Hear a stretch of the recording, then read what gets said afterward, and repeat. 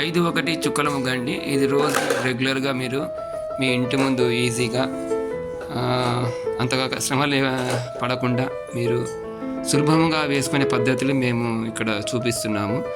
ఇది ఎలాగంటే 5 చుక్కలు పెట్టేసి ఒక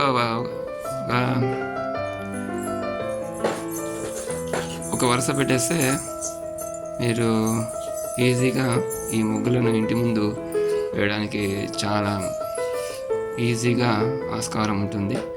దీనివల్ల ఎటువంటి శ్రమ మీకు ఉండదు. చాలా సులభమైన పద్ధతిలో ముగ్గులను మేము మీకు ఏర్పాటు చేస్తున్నాము. మీరంతా లైక్ చేసి షేర్ చేసి